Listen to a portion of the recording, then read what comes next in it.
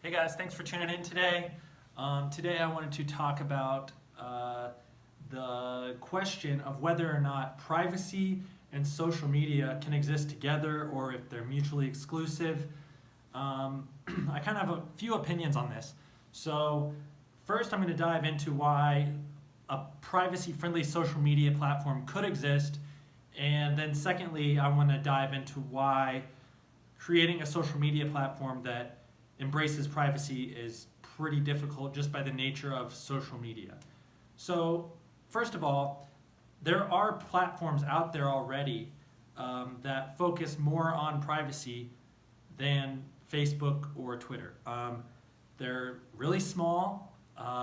They probably don't have many of your friends on them, and they don't have all the features that something like Facebook, Instagram, or Twitter will have. So it is possible to create a privacy-friendly social network. However, most privacy advocates or people who are concerned enough about privacy to leave Facebook or Instagram or Twitter or whatever to move to a different platform probably aren't going to be on social media in the first place. Even if they are only concerned about Facebook collecting their data for Facebook's use and monetization or whatever, they're probably still aware of the issues with sharing other information online. Although they may be cautious about sharing, like, photos of their family or vacation plans that they have or whatever it may be. These people are just not as likely to share their opinions, their thoughts, their vacation photos, their family photos on a social network as people who aren't concerned about privacy. Part of the concern with Facebook is not just that Facebook is using your data for advertising purposes. It's also that, well, I don't want people to know where I am, or I don't want to give my occupation history, or I don't want people to have a total detail of my relationships that I've had in the past or whatever. So I'd rather keep that private. And if you're concerned with sharing that information, honestly, you could still use Facebook. If you're not worried about Facebook tracking you and just don't want, your coworkers looking you up online, you can still have Facebook and just make your profile very private so that it's hard for other people to find you, that even if they do find you, they can't see your posts and other information on your profile. So creating a privacy-friendly social network is possible. And you can appease many people by creating a social network that one of its main features is that it's private, is that it doesn't track your personal information, it doesn't collect information about how you use the platform, who you interact with, what types of content you share. And because it doesn't collect that information, you're not going to be shown information that's only within a filter bubble, that only content that you're likely to engage with or click on or whatever. So a privacy-friendly social media platform is not only possible, but it's been done. And I think that the problem with these small social media platforms is that they're not going to get as many users. People are not going to use them because their friends aren't on it.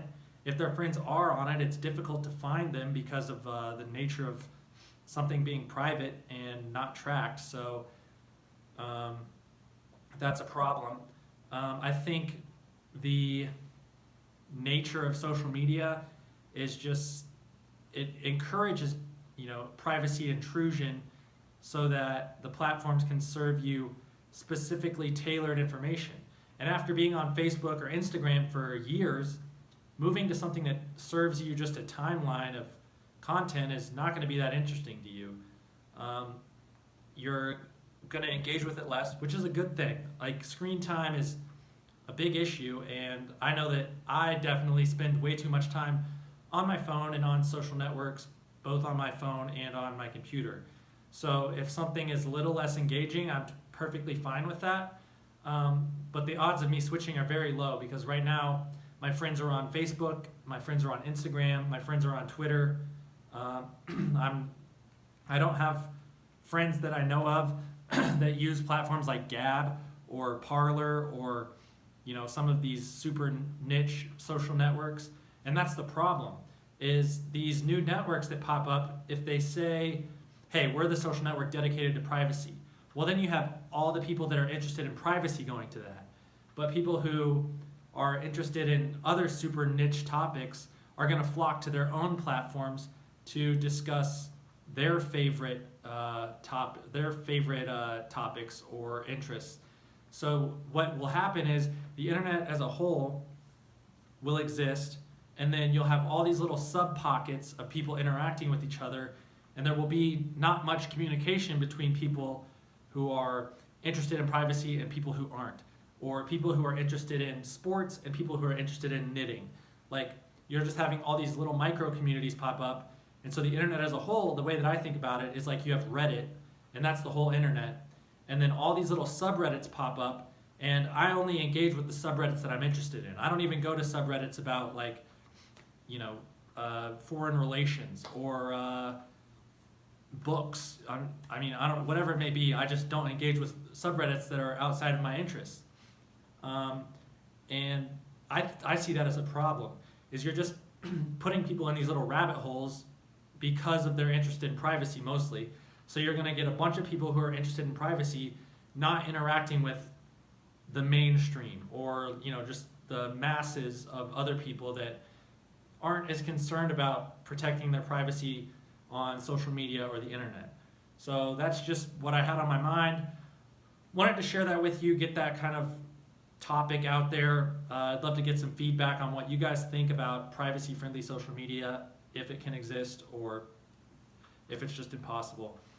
So thanks for watching, and go ahead and subscribe to this video if you made it this far. I appreciate you watching, and have a good one.